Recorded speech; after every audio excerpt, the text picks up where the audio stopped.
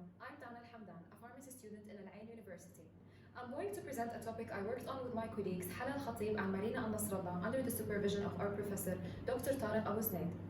Our topic is about microRNAs and their potential roles in the regulation of antiviral responses. I will discuss three key aspects of our poster, which are microRNAs, a brief introduction about COVID-19, and how we can employ microRNAs to treat COVID-19 infections. First of all, let's take a look at what microRNAs are and what their exact function is. MicroRNAs are molecules that play a huge role in gene silencing. They are essential for the development and differentiation of our body cells. In addition to that, these molecules prevent the expression of genes that are faulty. For instance, microRNAs are capable of silencing genes in some biological processes like cell differentiation, oncogenes, apoptosis, and immunodeficiency. These small molecules, which have a length of 20 to 25 nucleotides, are extremely powerful molecules that have a crucial role in the correct development and death of cells. MicroRNAs silence genes by inactivating messenger RNA, thus preventing the production of proteins. Now let's take a look at how microRNAs silence genes. MicroRNAs form a silencing complex which is responsible for silencing genes at the post-transcriptional stage. This complex is produced by a pathway which begins by the processing of primary microRNAs to precursor microRNAs. Those precursor microRNAs have a hairpin-like conformation and they are cleaved outside the nucleus. After that, the argonase protein forms the microRNA-induced silencing complex along with other proteins. Interestingly, microRNAs also have a role in the pathway of viral infections, which makes them attractive targets as therapeutics for viral diseases. These molecules could be useful in the treatment and diagnosis of viral infections. One of those viral diseases is COVID-19, a viral infectious disease caused by SARS-CoV-2, which is a positive-sense single-stranded RNA virus. And as you can see here, these are the four major structure proteins that the genome of the coronavirus codes for.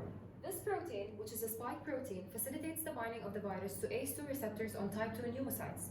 The transmission of the virus is mainly by respiratory droplets, and in some uncommon cases, the fecal-oral route could also be a route of transmission. To confirm the presence of the virus, nasal and pharyngeal swabs are used. After the emergence of COVID-19, studies were conducted to determine whether there is a binding affinity between the host microRNA and SARS-CoV-2, and they found that there is a significant binding affinity, which implies that microRNAs could bind to the virus.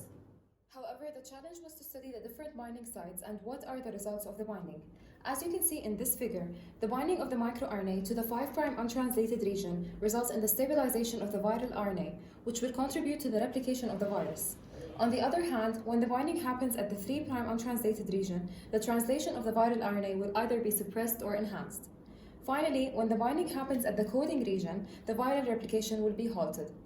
Therefore, the binding sites need to be clearly identified by experimentation to make sure that the microRNA will inhibit viral replication rather than enhance the process of translation. In other words, we need to make sure that microRNAs will have negative effects on the virus to prevent viral replication.